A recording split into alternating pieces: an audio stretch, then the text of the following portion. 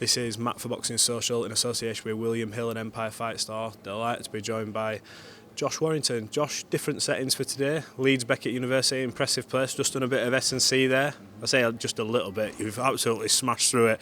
How are you feeling though? You're looking in fine fettle, ready to go. Feeling well. Obviously, you've seen a bit of the session what goes on there.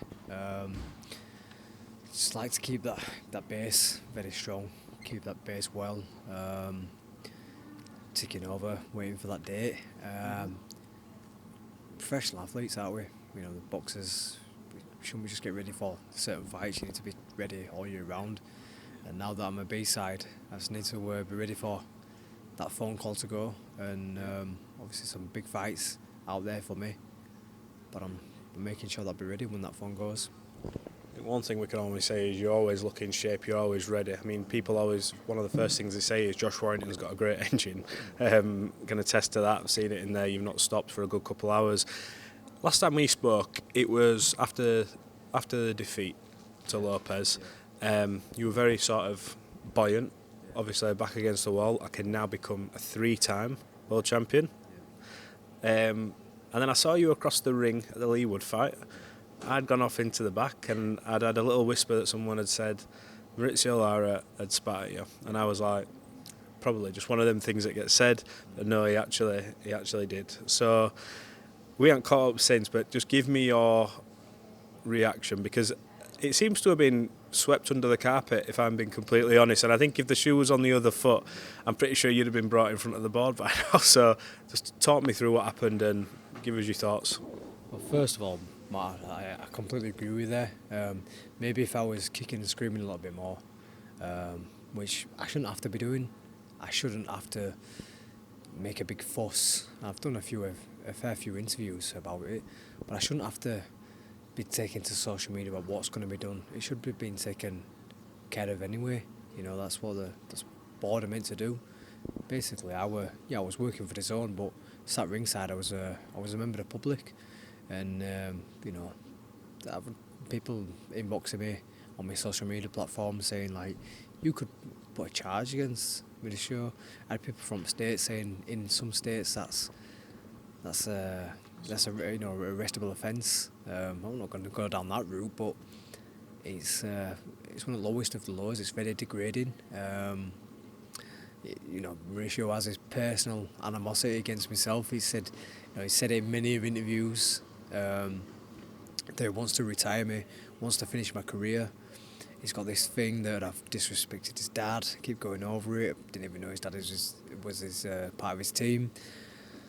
And it's funny because when I was sat ringside watching the fight, I had direct vision to Mauricio's corner, and I could see his body language, and I'm just trying to read his body language because after 4 or 5 rounds, it looked like he was blowing hard, you know, blowing out of his shield, like shield hanging down on his mouth, and I'm thinking, how's he reacting in corners? Is he listening to his corner move, you know? And I swear, going into the 7th, before he knocked Leigh out, his trainer turned around and pointed out to me, and they both glanced over. What the hell? Caught your eyes here, give me a bit of an adrenaline rush. And then, obviously, you know, the round goes as it goes. He knocks Leigh out, or you know, the fight is stopped. Starts celebrating, and then I'm kind of watching. He runs over to the ropes. As he runs over to the ropes, I stand up. He pulls himself out, and as he pulls himself out, he kind of half stops himself, and then someone grabs hold of his arm, and I'm half laughing. Like, he's shouting and screaming, and so I just waved him on. And then he spits at me. He spits towards me. As soon as he did that, I was fucking fuming. Sorry to cut you off, but how personal now is this? Because I think, knowing you, I think I do, you'd have preferred him to just lash out and throw a punch rather than spit. How personal is it now? Because it wasn't for you. It was for him. You mentioned the reason with the dad. He believes you said, call his dad a wanker or whatever it was. But how personal is this for you now? I know you wanted to run it back anyway for the 3rd time, but this now must be like cemented in your mind that you can't let sort of like sleeping dogs, like you have to see this out. Yeah, definitely. It's I do have my bonnet about it now. Obviously, it were there beforehand because he was the first man to put me on my backside in a professional ring. You know, the only man to do so. First man to hand me a loss. So yeah, definitely, I've had a bee in my bonnet from that. But that's competitive, you know, angle to it. But as soon as you start that, I mean, it's the lowest of the low. I mean, speak to anybody. I mean, some people have argued against saying, fucking so is headbutting, but you know, spitting is. I'd rather, like you say, I would have rather him punch me. You know, it's so degrading. Yep. You know, it's I don't know if it's something that they do quite often in their culture or, you know, back home in Mexico, but over here, let's say it's worse than getting fucking sniped. It's worse than someone, you know, hitting you from side and you've not seen it. Or in the States, they call it sucker punching. Yeah. It's worse than that in my eyes. So yeah, now it is personal. And he were quick to do that, and then talk about how. I mean, in the fight week, I'm not sure if you interviewed him yourself, Matt, but I know he'd spoken to a few people and he constantly mentioning my name, and he would fucking get ready to fight Leigh. And then after, you know, they talked about it, and he went, well, I'll have to see what Eddie says. You know, how bad does he want that fight? Well, from what he says, you would assume he does, because every time, I think, after the fight, when we spoke in the dressing room, he's quite adamant about not just fighting, he wants to end your career. Yeah. Now, these aren't just words of someone who wants to settle the score for himself again to prove that the first time weren't just you were cold and the second fight was going his way. That's what he'll be wanting to. He's wanting to take this the whole yards with you. But in terms of how realistic it is, obviously Leigh, rightly so, probably for this voluntary because it was high stakes, had a rematch clause. Yep. But because of the way it ended and the knockout, does this leave a door open now to say, with obviously whatever Leigh wants to do, because it's his decision, you two have that fight and Leigh get the winner, then that way everyone sort of gets what they want out of it? I think so. I don't think that Leigh got disgraced, you know, in my eyes. He'll win the fight, and obviously one punch completely changed it. But with that being said, he got cut, and we're taking an heavy knockdown like that. Obviously, he wasn't out on his feet, but he was a bit unsteady. That's why Ben Davidson threw the towel in. You don't want to be getting into the gym sparring anytime soon, so you want to at least a month off at gym with any kind of head trauma, you know. And like I say, that cut, you know, it looked a nasty cut, 6 weeks out. So realistically, when is that going to happen? Why not let us battle it out? And like I say, like you just said there, him take the winner of that. No, I've already said I give him fucking, if he wanted to go home, I'd do that. I give him the opportunity. I give him my word after that. That's what I'd do. Yeah. You know, and I know that the talks of myself fighting the winner of them too. Well, fucking Lara won't let me have that third fight. You know, it's a massive fight, and like I say, I'd happily go and fight Leigh after that. Not just that, is it? It's a big fight now because there's so much story to it. This originated all the way back in COVID, back behind closed doors, where you gave up a belt because you didn't want to be sort of told this is where you go. You then go get that belt back eventually, and then you get gifted another mandatory, another Mexican. It's turned into one of them things now. But I think, are you sort of back in that mode of, look, I'm not a champion, so again I'm back against the wall? Because it seems like you thrive more going into the fight where you are written off. Because Lopez, people from the inside boxing are like, yeah, Lopez give him a good fight, but you're the champion Josh Warrington. Is it better with you back against the wall? Because it is now for you, back against the wall, that sort of journey to becoming champion again. Yeah, definitely. Fucking hell, all of a sudden I'm finished, aren't I? I mean, exactly. You look at that fight, I get decision. Fucking hell, it was a close fight that. You know, Josh managed to he got it on scorecards. We were tight, could have gone either way. And we're not talking about this now. You know, maybe I've walked straight into a fucking ladder fight. All of a sudden, because it went the wrong way, you know, he got the decision. And I can appreciate that it was a close fight. You know, some people I've spoke to had me winning, some people I've spoke to had him winning. some people have spoke to had it a draw, it was a close fight, but all of a sudden, fucking hell, seen better days now, Josh. Oh, you want to be avoiding Lara? Fuck me. Do you know what I mean? It's funny how the perception is of you as a fighter. All of a sudden, I've won. I think Leigh will get the same. You know, he's had a knockout. Oh, fucking hell, he's done now. When you're winning the fight, do you know what I mean? Best performance for me. I've seen Leigh box quite a few times. That for me, including the Conlan fight, was the best I'd seen him box up to that last few seconds. Yeah. No, he was boxing superbly, and obviously it's boxing, you know, and give me that fucking ladder free fight, and I know how it'd go. Because I've just come from another fight where I've had, mental things about my jaw. Obviously, I come out of the KER fight with a broken jaw, and then is that still going to be right going into the Lopez fight? The second ladder fight, I was fucking mentally, is my chin still got it? Fucking hell! And I know it only went 2 rounds, but there were still things I could take from that, because I got out the ring and like, actually, he hit me, and it fucking didn't shake me to my boots like he did the first time. Now it's like a bit blank. Let me have that third fight and I'll just do what I should have done, and that for me at 13th back in 2021, and put that chapter to bed. But not just that. If you beat Lara, because everyone's now on this, I don't want to say it's a hype train because he's good.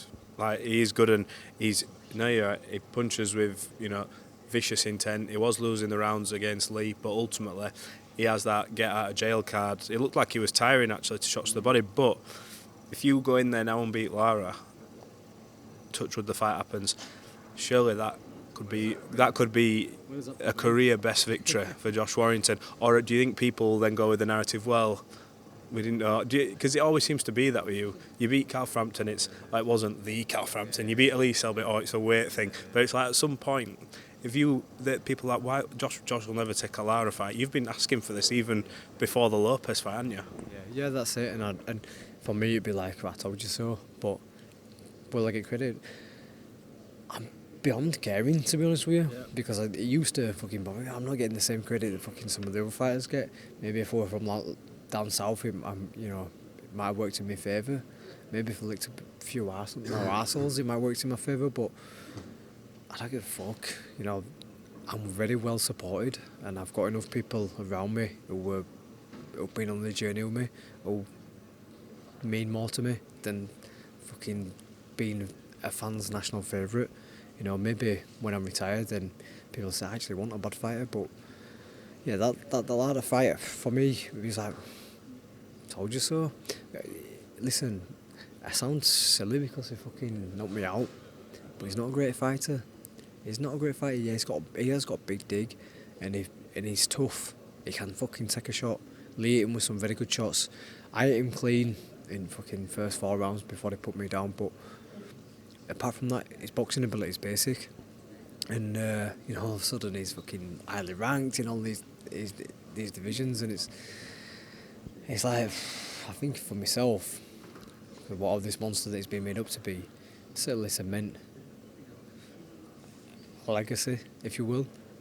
Beating the man who's red out of the minute. But I'd said fucking about 2 weeks beforehand, this is how I see the fight going. I'd put it on my YouTube channel. This is how I see the fight going, and I'm more or less down to a T. Obviously, I didn't expect Lara to knock him out, but Leigh was just cruising it, just the way I thought it was going, and because Lara, like I say, he's got that, and he does back a bit in that, but take that away, nullify it, what else has he got? Do you feel confident now going into a third fight? We mentioned before the Lopez fight, and it was clear from the bits that I saw when I watched it back. I was not at that fight, so when I watched it back, I wanted to see the perception people were having to how they were scoring, and it was that you were not shying away from him, but you were more tentative. Now, I know the break that you've had in the jaw. I've seen the X-ray pictures. It's disgusting, really, but you did have a camp through it, but that obviously that played a part with how quickly you started. Do you think going into Lara, you can go into that fight clear-minded with less of a care about what if he hits me on that part of the jaw? Because if you have any of them doubts against him, he'll throw bombs, and you have to be prepared for that. Definitely, it was psychological apprehension. I had the same kind of thing going into the second fight. What if he hits you and you fucking get rocked to your boots? But obviously I'd prepared and I'd sparred for Lopez, but I'd not been hit without an head guard on, with 8-ounce gloves on, and you know, I think there were all sorts what were going on with that, and you know, it was a tricky fight. But first of all, we expected him to be that, but it's rare that I don't let my hands go. Yeah. You know, I keep throwing, and there were moments in that fight there I'm not even throwing a jab. Reason being, I was scared of exposing that side. You know, I throw a jab and it's a bit of a lazy jab and he counters it. There's a chance that, you know, that jaw could go. And then it wasn't until the I think the fifth or sixth round where I come back to the corner and I'd mentioned something to my dad, and he went, "Josh, get the fucking jaw out of your head." And all of a sudden, just that little bit of talk from him, should we say, it made it disappear. And actually, it's right. There's fuck all wrong with Jordan, and the mindset fully changed. And I wasn't so cautious about the jaw breaking and stuff like that. But I didn't realise I was going to carry that apprehension in there. But I feel like it's put to bed now because I've done it. I've faced it. And then as soon as I woke up, the fight was a different fight. You know, I started really taking it to him, and you know, I fully haven't watched it back yet. I've only just seen the highlights, but there is parts of it where you can see him towards back end. He's holding on for dear life. You know, he's really uncomfortable. So it just fucking, I've got to sleep with it at night now. But I do think like, what would have happened if it had started fucking at the start? Would he have seen the final bell? You know, I don't think he would have done. Well, taking away a potential Lara fight, and obviously I'm sure you'd love a Lopez rematch just to put that right. But when you're looking, there's so many big fights for you, as in for everyone here. If you all get together and work this out and say, look, yourself, obviously Lara, Leigh, Lopez, Conlan, you all just go, look, someone's going to have to lose these fights. I'm sure, you know, you've took a loss, Lee's took a loss, Mick's took a loss, you know, your Lara's, your Lopez. There's some huge fights to be made there for great money for everyone.